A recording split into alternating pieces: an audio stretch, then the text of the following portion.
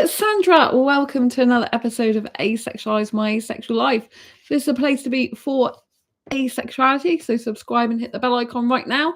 So today we're doing an entertainment video, asexual entertainment. This is a no sex movie review, and I'm going to review K-pop Demon Hunters. So if you haven't seen the movie yet and you're going to see it and you don't like spoilers, please do not watch this video because I am going to spoil it for you.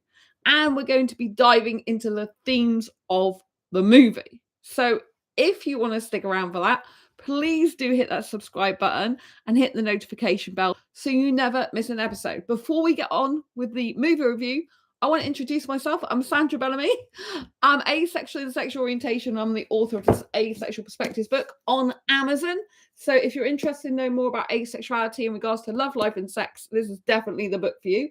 Go and grab a copy on Amazon. And if you like superhero, autobiographical books and want to reduce pain up to 25 aspects of your life, this fibromyalgia self-help handbook is for you. So go and grab a copy of that. Fibromyalgia is a chronic pain condition, and I teach people how to reduce pain in this book. But it works even if you don't have fibro. So let's crack on with the show. So yes, K-pop Demon Hunters. I'm asexual in sexual orientation. What does that mean? It means I lack sexual attraction, so I don't get the need, urge, or want for partners' sexual intercourse. Personally, I'm a sex-repulsed asexual. For me, I'm fine with people who want to have sex, like it, want to enjoy it, need it. But I try to look for movies that don't have any sex in them because I personally prefer that, and I get fed up with seeing sex scenes in movies, television, newspapers, magazines, etc. And I don't watch TV anyway because I don't want to be filling my head with that type of stuff. So it doesn't have sex in this movie. I will tell you that. And I went to the sing-along event. So it's called K-pop Demon Hunters sing-along event. That's what the actual title was on the Odeon cinema listing. And this is, as you can guess, was a sing-along, and it was a musical extravaganza. So I absolutely love musicals. I don't like horror or supernatural. So this was out of my comfort zone. I usually don't watch any horror stuff or supernatural. It's not good for my mind. But as it's an animation, and I really like some of the music in it, and I've even sang a bit of the Soda Pop song on this channel in a shorts video, I thought I'm really curious to know what's this like. And I read some reviews that said it's okay for children as it's animated, so I thought it should be okay for me. It felt a bit weird watching it, to be honest, because I don't like all the demon stuff, and I did have something happen in real life, in my life, that it flashed back to because I watched this movie. So yeah, I don't really talk about that because it's very, very personal, but I had this experience where my soul was like being tried to be taken out of my body. And I don't usually talk about that on this channel because some people just will think it's a load of rubbish. That was a number of years ago. And yeah, and so I'm like, so I saw the movie and it had like, oh, demons take your soul. I'm like, oh shoot, was that like a demonic thing that happened with me? Luckily, I managed to stop it taking all my soul out of my body and stay alive. So I'm still here to this day. But it was the most frightening experience of my life. Like I said, it's not something I usually talk about. People might think I'm crazy. That's fine. I know what happened. And it was really, really terrifying. And I saw these people before with like black coats on and these guys before that happened. So I was in touch with this guy actually who was saying he was asexual at the time. And I don't know. And he was very dark. So I don't know if it had anything to do with him. It's really weird because when he left my life, you know, I didn't get that after that. So I got it whilst I was still in contact with him, but he decided he wasn't asexual anymore in the end, even though he didn't experience sexual attraction. So it's all a bit weird. I know I'm going a bit off topic here, but I always like to look at the themes and what actually goes on in the movies and, you know, how they affect the person, not just look at the, oh yeah, their outfits are great. Oh, they're so cute. Oh, the music's fabulous, because all those things are true. But I think it's really important that, you know, when you watch a film, or it is for me at least, I like to notice, you know, am I being entertained? Is this entertaining me in any way, shape, or form? Am I being enlightened? Like, is there anything in this movie that makes me think, oh, right, I'm really glad I watched it because of that moral tale, or because I learned something, or because it helped me to self-reflect? And, you know, if it's a musical, like, how good is the music? Is it really catchy? Am I enjoying it? Am I able to sing in the cinema like anyone else? You know, this type of thing. So I look for different things, not just like, oh, it's a movie. I look for the themes. And I did study media studies at college. So that's probably a big part of why I look more for themes and to have more kind of like deeper meanings in things, or at least I try to find those type of things. I don't just look at the entertainment, right? Value. So it was all these things. It was very, very musical. I loved the like really bright colored costumes, the sparkly ones, this type of thing. The animation was very, very good. I did think the storyline was good, even though I don't like demons and stuff like that. I was able to tolerate but rate it, but I don't know if my mind was a bit like, whoa, afterwards. So anyway, if you don't know what it is, like basically these three girls have formed a pop band, but they're actually demon hunters. And they're in disguise as a girl band, but they're actually doing that in the movie. So it's like their cover up, if you know what I mean. A bit like when Superman is Superman and Clark Kent. Clark Kent is his cover up identity, but he's really Superman. So these are really demon hunters, but they are actually a pop group as well, pop band. And so they're called the Huntrix, you know, pun on the word hunters.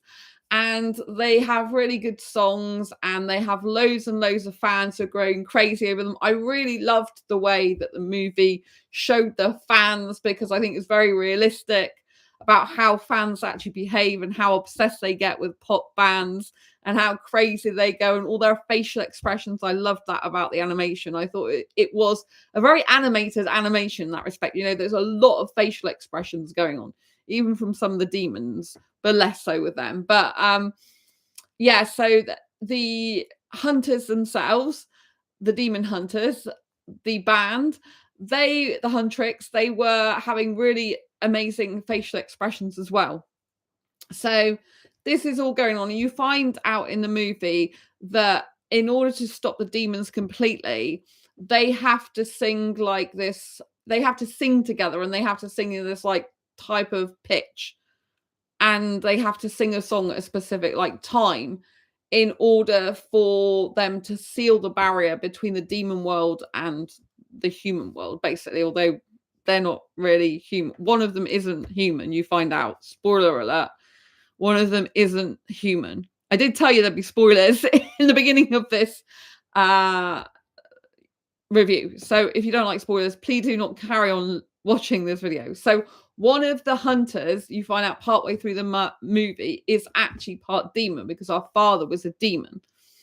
And so she's trying to cover it up the whole time from the other two members of her girl band. She's called Rumi, and there's two others as well that are in this girl band, and the Huntrix. So she's constantly covering it up because she knows that they hunt demons together. They want to kill demons. And if they find out she's part demon, she thinks they won't like her, and worse, they'll try to kill her. And so what you see is the underworld, if you like, the supernatural world with the demons. You see that there's this like massive kind of fire, and there's a voice behind it, which is like the main demon. And this demon is ruling all the other demons. And they're trying to figure out how to infiltrate Earth and kill all these humans, basically, and by sucking their souls out. They really just want their souls to eat, because that's what they forage and feed on, right? But obviously, from what I can understand, it either kills them and they die, or their body dies, but their souls go up to like the hell or whatever, wherever they are. And so wherever the demons go, the underworld, I don't know, wherever they go, I'm not really interested in that because I don't like supernatural and horror stuff. But anyway, that place. So there's some of the demons, like 5 of the demons, they form I'm trying to remember, is it 5 or 4? I think it's 5. They form this boy band called the Sergeant Boys. And they do this on purpose to cover up their demons. And because they see the Huntrix and how successfully integrated into society they are, and how much people love them and they're obsessed with them, and they're always like number one in the charts and they're so good, they figure that that's how they can get people to relate to them, humans, and they can get in their psyche so that they can basically brainwash them, and they can stop the Huntrix girls from singing their song in a certain pitch to shut the barrier off between the demon world and the human world. So the Saja boys, the demons in disguise, they become really, really popular on purpose. And the Huntrix, they go down in the charts in popularity is a word. I was going to say not population, wrong word. Popularity. But what happens is the Saja boys, they know that the Huntrix, demon hunters, are onto them. But obviously, the Huntrix are in disguise as Huntrix because that's their pop name, pop girl name, right?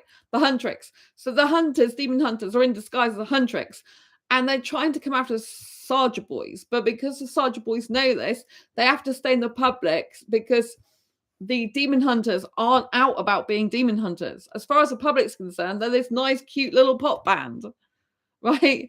And this is really important. These themes are so important because obviously in real life, we can think people through social media, popularity, are a certain way. We can think they're cute and they're all fluffy and they're all sparkly and they love their attitude and because they stand out, right? And people can sort of be really obsessed with these people. And then you don't realize what's going on behind closed doors. They could be a complete bitch or demon behind closed doors, right? So there's themes being woven in here, right? There's themes that there's a lot of themes about identity in this movie. Really, really massive themes about different identities in this movie. On the one hand, you've got the Huntrix, which are really hunters of demons, and they cover up to the world. So the world who loves them is not really loving them for who they are. They're loving them for who they think they are.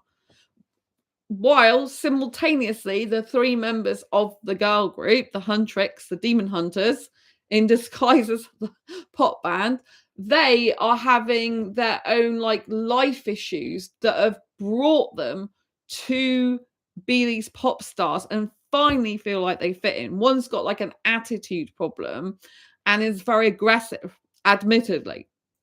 And before she became part of the Huntrix pop group, she didn't really have a purpose. And so by slaying, obviously, demons, she can let that aggression out, but also she's got like a kind of tough attitude in the pop band, right? She's like meant to be like aggressive in there because that's the type of image she wants to portray to the public, like, and some people like that. They kind of get a thrill out of seeing someone like, oh, I wish I was like her because she's fierce and dominant and powerful, and I wish I was like that. So people look towards other people to have the traits that they lack or are too scared to bring out themselves or could never do because, they feel they can't be themselves. And then the other one, I think she was writes sorts of songs from what I understand. And she's very creative, and a lot of people like kind of dismissed her and things like that. So by being able to be part of the band and help the songwriting and stuff like that, she finally has like a voice and she's treated with respect and plays a meaningful part in society and within the pop group. And then Rumi, who's half demons, always wanted to be accepted for who she is, but she's also wanted to change her patterns because on her body she's got these patterns and she thinks the only way she's going to stop those patterns and become human, if you like, and stop like being a demon, part demon. She's born part demon because her dad was demon. So she can't really ever stop that. But she thinks if she can stop the demon world from ever being able to, the demons coming from the demon world and stop them from entering the human world, she thinks that it'll kind of stop her patterns and she'll be able to be accepted in life finally as she is. But the truth is, she's not going to be accepted for who she is unless she truly reveals who she is, which is part demon. So this is another theme of identity in the movie, which is so important. So you've got a lot of themes of identities and people struggling with their identities. The pattern's really on their body of the demons. You find out it's like an analogy as well. It's for the patterns that humans have in real life. And we have these patterns that we have because of the way we treat it, because of our experiences, because of our trauma. And those patterns can bring out the worst in us. And then we can have like blame and shame and hate, self-hatred and all these things. So you find out, like, as the movie progresses, that unless we own up to the demons within us, the dark parts of us, the shame, the blame, the negative emotions, we cannot actually actively deal with them and change the outcome and move on with our lives and be accepted for who we are. What happens is Rumi falls in love with one of the pop band, the Sarja Boys, because one of them used to be human before they became a demon. And I think it's Chinu. Is that how you pronounce his name? Chinu. Just checking on Wikipedia for that bit. And so Chinu used to be a human, but what happened is he let his family down. And basically they were like starving and underprivileged while he ate really fine meals and everything like that. And he basically neglected them and their life became worse and he was selfish. So then he went to the demon world, but he doesn't admit that straight away. And he conjures up a plan, obviously, with the rest of the boys in the Sarja band to destroy the demon hunters' plans, because the demons want to be able to have full access to humans to, eat all their souls up, basically, suck all their souls up for the big, like, I don't know what you call it, the big, like, hell-looking demon that is kind of the king of the demons, if you know what I mean. So, yeah, Chinu and the Chinu, who's the Sarja boy, who is a demon, but he used to be human. He is the one that Rumi like falls for. They develop this connection, but what happens in the meantime is Rumi lies to her band mates, her two team players. She lies to the girl she's been with a long time.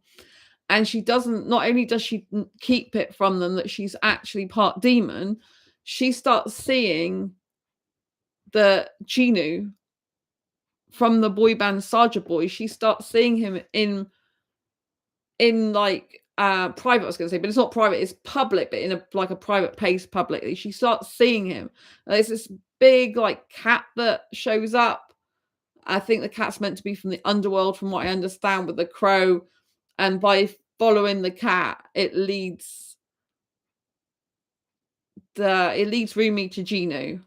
And Gino and Rumi start meet up and they kind of fall in love, because it's not the traditional love though. It's really weird. It's like a connection forming, because Rumi loses her voice, or she's losing it. It's cracking it. She can't have it again. So she can't do the final singing of this song they need to do to close up, if you like, the portal between the demon world and the human world, because they need to like have full lighting up all like the I don't know if it's the globe, I'm assuming, lighting up the place basically and forming like this barrier, shall we say, between the demon world and the human world.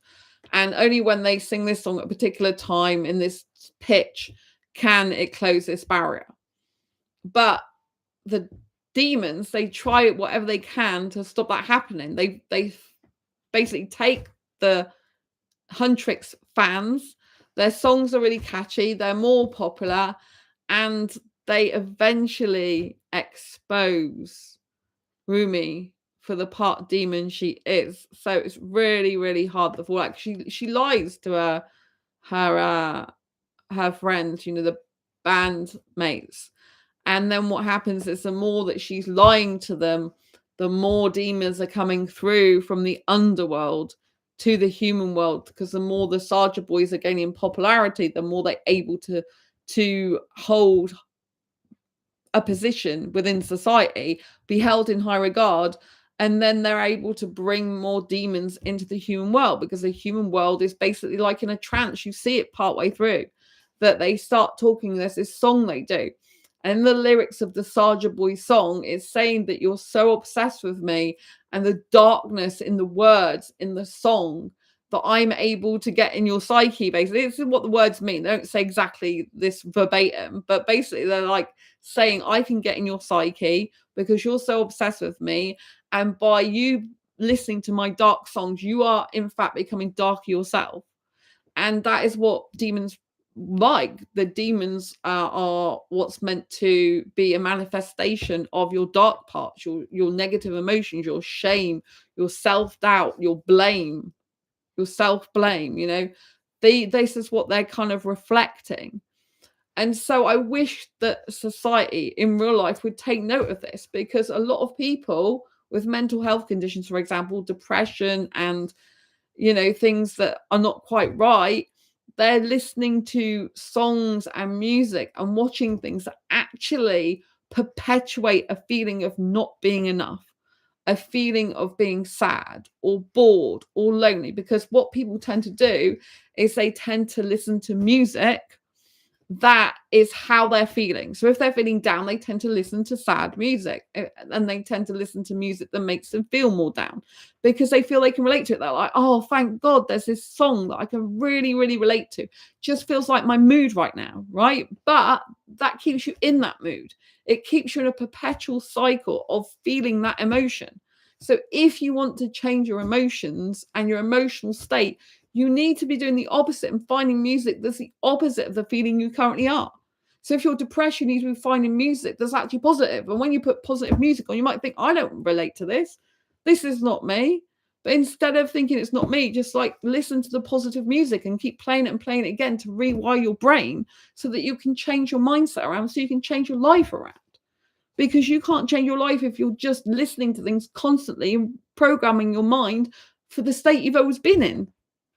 It just carries on and on and on. And the boy band in this movie, that's what they were saying, that basically people are so obsessed with them, even though they're no good for them, and the darkness they bring to their lyrics, that people are resonating. They're like in this trance, and they're easily able to manipulate those types of people and to affect them and to get them to do what they want. So we have to go away from the darkness in life, and we have to go towards the light as much as possible. And I mean this in real life. I try to do this, because as soon as I start feeling like negative emotions and dark, like this movie was hardcore for me because of it had demons in it. Even though it's animation, it's hard. And I know now my mind is like impressed by that, as in it's got an impression of that. And that's hard because it's a dark thing, right? Demons are not a nice thing, even if they are just animation, right? So I have to look at the fact that they've got good themes in this movie and take the positive. The positive is that it's reinforcing the fact that some people are so obsessed with the wrong things that are not good for them, that it's actually making their conditions worse and perpetuating their dark sides of themselves. So instead of doing that, we need to look towards the light and be the light in the world that we need to see.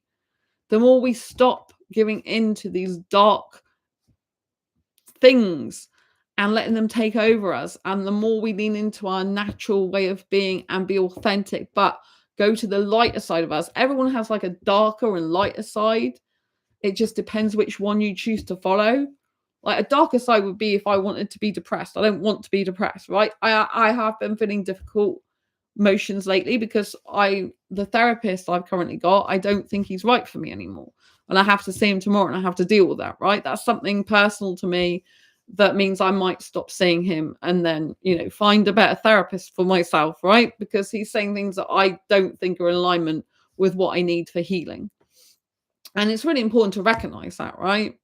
I've been with him a year now, but we're doing different work to what we used to do. It's like the last few months, there's a lot more intense emotional work.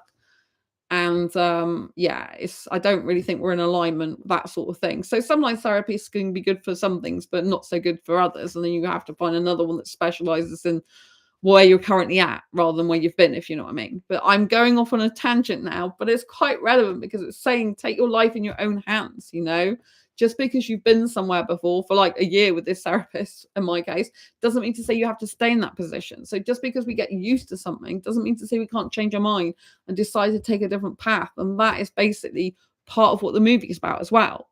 Because Rumi says to Ginu. Rumi says to G. I can't even pronounce his name. Ginu, right? Rumi says to Ginu. Rumi says to Ginu. Sorry, I'm repeating myself because I find it hard to say that word at the moment. About there's always hope. There's always hope that things can change. There's always hope that you can be different. And what happens in the movie is Rumi's voice that was cracking and she couldn't sing for a while. When she is with Ginu, he like heals her. And so they become like a healing force for each other. And she's like, when you have hope, things can change. But unless you admit you've got the problem, you can't change. You've got to admit a problem. You've got a problem and then have hope that things can change for the better and work towards that, even if you don't know for sure. But sometimes people can heal each other. You know, some human beings can heal. You shouldn't think, oh, I'm going to go into this connection thinking I can change someone. But sometimes you can naturally heal and grow together. And I wish I could say that it's a happy ending where Rumi and Ginu get together, but Rumi has to kill the demons, you know, and has to seal basically the different worlds up so that the demons can't come through to the human world anymore, right? And by the end of the movie, at one point, both her friends are not even speaking to her and they're in a trance by like the Sarja boys. And so she has to turn that around. The only way, spoiler alert, Rumi can change things around is by accepting herself for who she is, even when others don't. She has like this person, like guardian, human guardian that looks after her since her mum died. And the guardian doesn't actually accept her for who she is. So the guardian's like, oh, you have to keep your arms covered up. You have to keep these patterns on her arm, which means she's part demon. She has to keep them covered up. And it's no good because she's living a lie. She's not being loved for who she is. That's the problem. She's not being loved for who she is. She's being loved based on covering up who she really is, what she thinks people want, not what she actually is. And so it's only at the very end when she realizes that it doesn't matter what other people think. At the end of the day, she has to be bold and brave and be herself and come out fighting with all guns blazing as who she is, regardless of what anyone else says, thinks, or does. But like my embrace your quirky philosophy, which means basically be who you're born to be, not who people want you to be, and live your life authentically, no matter what anyone else says, thinks, or does. Just embrace your quirky. That's it. So I really love these themes of the movie. I love how there's hope in there, that you can change your life even with your dark parts. And they talk in like the final part of the movie about how to embrace your scars and your dark parts as part of you, to shine your light brighter because you've accepted who you are and you're no longer stuck in the darkness. You're literally much lighter because you're accepting who you are and you're acknowledging that, accepting the consequences of who you truly are rather than covering up who you are. I hope this is making sense. So there's so much stuff to do with identity going on here, but there is a little bit at the end.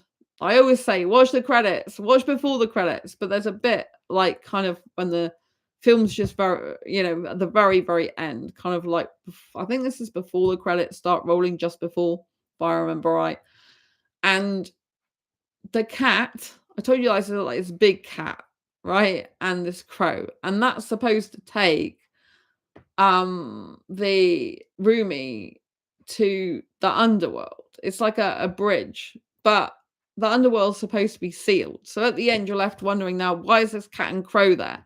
Is it because the underworld's literally just been cut off and the cat and crow stay there anyway because there's no way of going back? Or is it because really it's not been fully sealed and there's still a way in which Rumi can get to the underworld? So yeah, and Chinu has supposed to, at the very, very end, given her his soul. So I don't know if they're going to make a number 2 movie where she's going to give the soul back to him. He's going to come back to life as a human at all or whatever. Or he's going to, like, you know, I don't know. I don't think he can come back to life. But I don't know. But basically, you know, Chinu sacrificed himself in the end. So for her, for Rumi. And so, but you think by sacrificing, does that mean he goes to heaven after all instead of hell? I don't know. So it's a really very interesting movie. There's a lot of themes going on. If you like supernatural and horror and you love animation, you're probably going to love this movie. There is a bit of romance going on, so you might not love that part if you're an aromantic asexual, if you're someone who lacks romantic attraction as well as sexual attraction. But if you like romance, you like boy bands, you like some fun, because there are some funny things in there. Like bits where the girl band, members of the girl band, see the Sergeant boys and they're trying to resist them, and then they're like, got these like eyes with all these popcorn coming out of it, meaning, oh my god, I really like you, and they got these hearts coming out themselves.